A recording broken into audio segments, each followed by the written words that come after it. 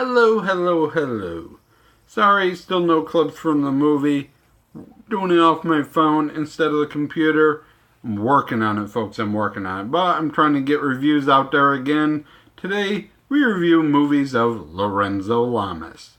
More specifically, The Swordsman and The Swordsman 2, Gladiator Cop.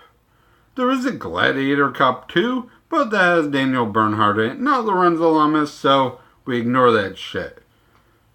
Begins with Lorenzo Lamas and his partner being called to a warehouse on a robbery report. He sees the dead body and does what any cop would do. Immediately runs over to it and starts groping the blood. Wait, what?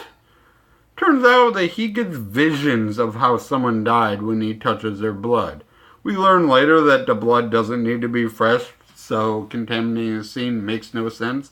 Also, they hadn't yet cleared the building, and the thieves are still there, and his partner gets into a gunfight while he's in a trance laying on the ground, doing jack all.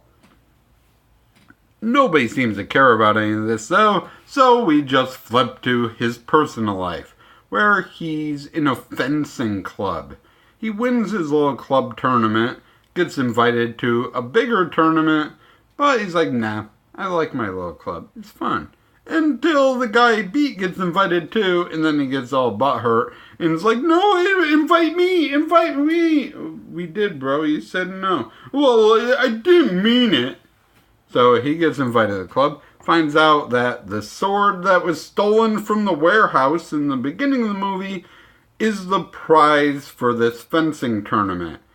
And the fencing tournament's to the death, and he's the reincarnation of Alexander the Great, who the sword used to belong to. Yeah, this movie's pretty awful. Yeah. Flip to the next movie, Gladiator Cop. Much better! No, I seriously didn't like the first one. The motivation was the bad guy got killed by Lorenzo Lamas in a past life, so he wanted to fight him again. So he sets up an elaborate underground fighting ring, hoping that Lorenzo Lamas will find out about it and fight him. No. So in Gladiator Cop, the sword gets stolen again. This time by a guy who owns the museum it's in, who does it for money. He gives it to some schmuck fighter who will have really long odds when he does underground fighting, to the death, of course. And he can't lose because it's Alexander's sword. For some reason it's magical and now can teleport into people's hands.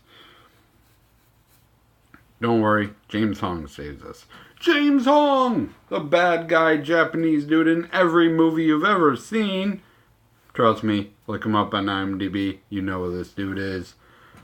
He shows up and is like, yeah, so Lorenzo Lamas killed me in my past life when he was Alexander the Great. So I want a rematch, but I can't fight him myself. So I hired this guy named Mongol, who's like super tall and shit. And my plan is I want to give Lorenzo Lamas Alexander the Great's sword and have him fight my buddy. And then when my buddy kills him, I'll earn the sword and I'll be awesome. Much better movie than the first one now. There's fucking fan blade swords and knives and big axes. There is one funny part where a guy gets killed by sais that were like bought from Walmart, and the commanding officer tells Lorenzo Lamas like, yeah, these aren't exotic swords or nothing, dude. It's not what you think it is. He bought this stuff for $80. Not a big deal. Move on. Stop trying to make us think that this bullshit's a crime. But it turned out Lorenzo Lamas was right. It was all a plot to get him all along. Thank you for watching. Damn, it's really hard to review 2 movies in a row in one take. Took me about 10 tries. Thank you for watching, and as always, I shall try to do better next time.